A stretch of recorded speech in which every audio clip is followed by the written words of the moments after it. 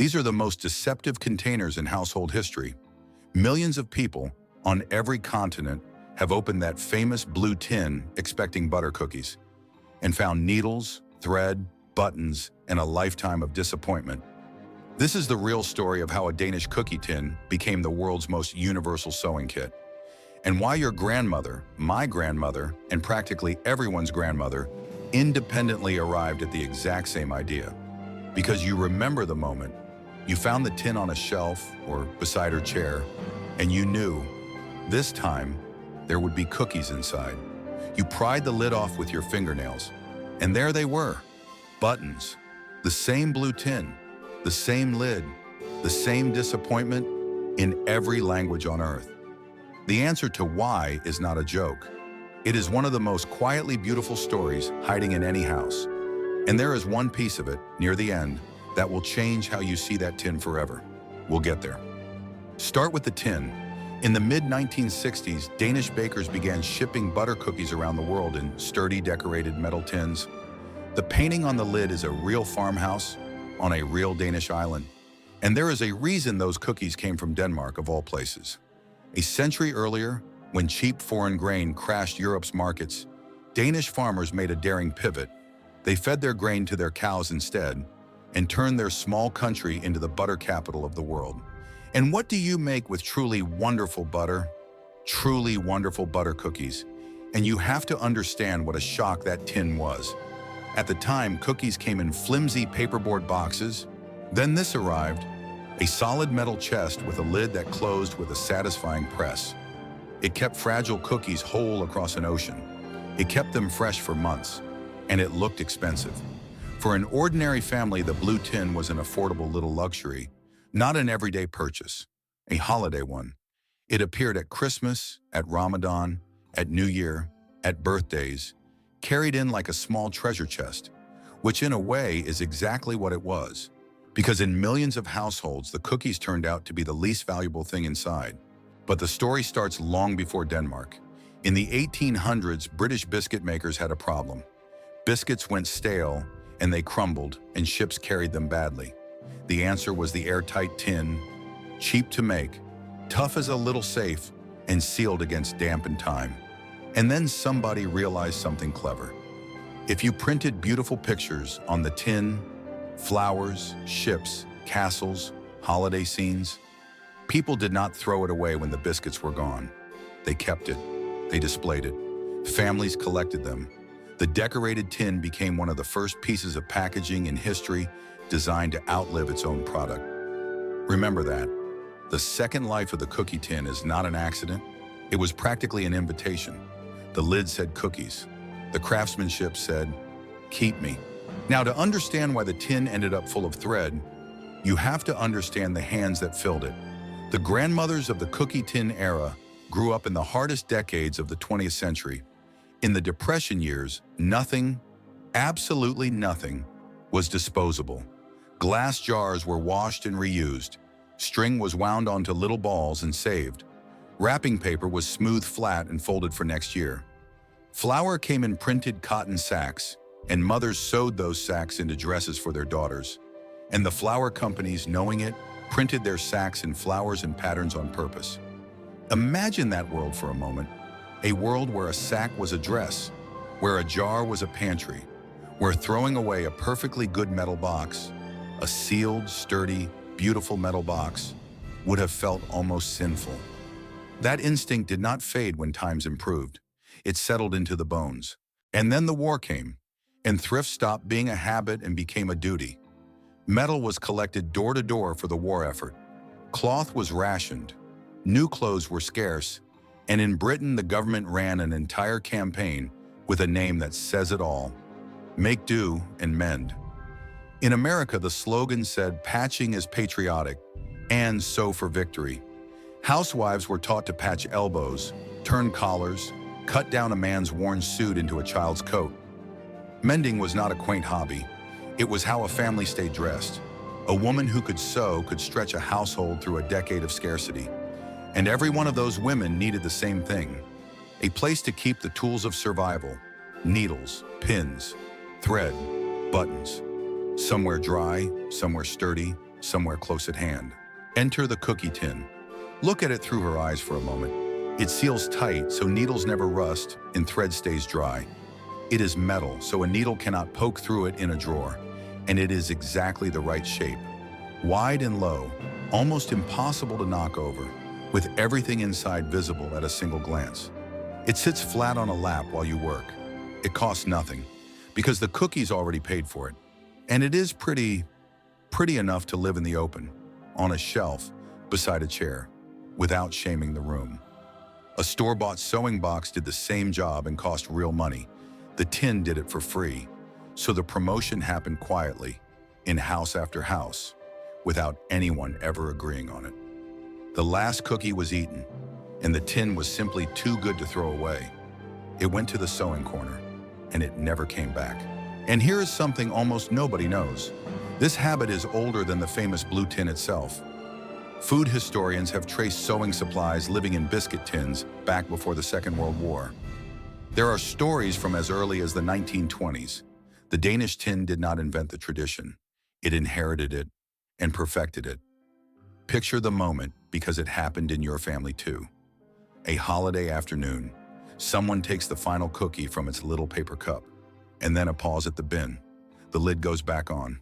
Her hand rests on it for a second. Too good to throw away. And sooner or later, it filled with the one collection every home already had. The sewing things. The paper cups that once held cookies now held bobbins, sorted by color. And from that day on, the tin had a new job. And it kept that job for 30, 40, 50 years. Which brings us to you. Because if you grew up anywhere near one of these tins, you know the ritual. You found it on the shelf, your heart jumped, you worked the lid off, that stiff metal edge, that little pop of air, and you looked inside. And it was buttons. It was always buttons. The tin even smelled faintly of vanilla, like a memory of the cookies it once held, which somehow made it worse. Every child on earth fell for it. Many of us fell for it more than once. And every family thought the joke was theirs alone. Until the internet came along, and millions of people discovered, all at once, that the same blue tin had been fooling children on every continent for half a century. The internet even gave it a name: Schrodinger's cookie tin. Cookies or sewing supplies. You cannot know until you open it. One online thread grew so enormous that someone drew an actual world map of the deception, country by country. It might be the most successful practical joke in domestic history, except nobody ever meant it as a joke. And that is what makes this tin different from almost any other object we have talked about, or ever will. The plastic-covered sofa was mostly an American story. The cookie tin belongs to everyone. It sat in kitchens in Buenos Aires and Beirut, in Manila and Mexico City, in Cairo and Chicago. And here is the strangest part. The tins turned up in countries where the cookies were never even sold. A woman who grew up in the Philippines remembered the tins all over her childhood home, though no shop near her carried them. Another, raised in India, always assumed her family's tin had come from relatives abroad, until she spotted the exact same tin at a classmate's house, in a family with no relatives abroad at all. The tins traveled on their own, gifted and regifted, passed hand to hand across oceans, and wherever they landed, they ended up in the same drawer doing the same job. Ask a room full of strangers from 10 different countries about the blue butter cookie tin, and watch every single face light up with the same story. There are very few objects on this planet that can do that. A cheap metal box of cookies became a shared childhood memory for half the world. Not because anyone planned it, but because thrift, it turns out, looks exactly the same in every language. And that is what makes this tin different from almost any other object we have talked about, or ever will. The plastic-covered sofa was mostly an American story. The cookie tin belongs to everyone. It sat in kitchens in Buenos Aires and Beirut, in Manila and Mexico City. Now, open the tin slowly and really look. Spools of thread in colors that match clothes your family no longer owns. Needles pinned through a scrap of felt. A thimble, worn shiny on one side from the same finger, pushing the same way, for decades. Hooks and snaps in tiny jars. And the buttons, hundreds of them. Here is the detail most people never register. Those buttons were not bought. Almost everyone was cut. When a shirt finally died, Too worn to mend, too far gone to hand down, she did not throw it away whole. She sat down with scissors and she cut the buttons off first and dropped them in the tin. Then the shirt became a rag and served the house for another 10 years. Every button in that tin is the last surviving piece of a garment your family once wore. Sit with that for a second. We are getting close to the piece I promised you. Because here is what the tin really was under the lid. It was not stinginess. It was not clutter. It was care in its most practical form. When your coat lost a button, she opened the tin and found its twin, and the coat lived on. When your trousers tore, the tin came down off the shelf, and half an hour later, the tear had vanished. That was the deal she made with the world. Nothing wasted, nothing lost, everything kept alive a little longer. And before we smile at that too warmly from a distance, be honest, you have a tin too. Maybe it is a drawer of cables you cannot throw away, a jar of screws, a box of boxes. The instinct did not die with her generation. We all keep a small archive of things that might be needed someday. Hers was just better organized, and hers actually got used. But the world that built the sewing tin is almost gone. Clothes became so cheap that mending stopped making sense. Why repair a shirt when a new one costs less than the thread? The sewing skills that every household once ran on are fading, generation by generation. Even the cookies changed. More and more of them come in plastic trays now, nothing worth keeping. The tins themselves have quietly crossed over into nostalgia. People collect them. They sell as vintage decor. The little Danish family bakery behind the famous tin is now owned by the same Italian giant that makes Nutella. And the company itself has said it is honored that families keep reusing the tins, generation after generation. And yet, here is the strangest twist of all. The children who were most betrayed by the tin grew up and did exactly the same thing. Ask around and you hear it again and again. I was so disappointed as a child, and now I keep my sewing things in one, and I have had it for 15 years. Nobody teaches this. The tradition passes itself down through the simple logic of a really good tin and a drawer full of needles. Still, there are grandmothers today who keep their sewing supplies in a plastic organizer from a craft store. It works fine, it seals well, and it means absolutely nothing. The blue tin is becoming what the plastic sofa already became, a memory object, which is exactly why it is worth understanding now, while so many of them are still sitting on shelves, still full, still waiting. So here is the piece I promised, the one that changes the tin forever. One day in almost every family, the tin gets opened one last time, usually while clearing out a house. Someone lifts the lid expecting junk and finds the buttons. That tin is not a sewing kit. It is an archive. Those buttons are your grandfather's Sunday coat, a school uniform from 1960-something, a dress worn to a wedding by a woman nobody has seen in 40 years. It is the only object in the house that touched and saved a piece of nearly every garment the family ever wore. A scrapbook with no photographs in it. She never wrote a diary. She kept a tin. One American family wrote about clearing out their grandmother's house in Kentucky and opening her old tins one by one.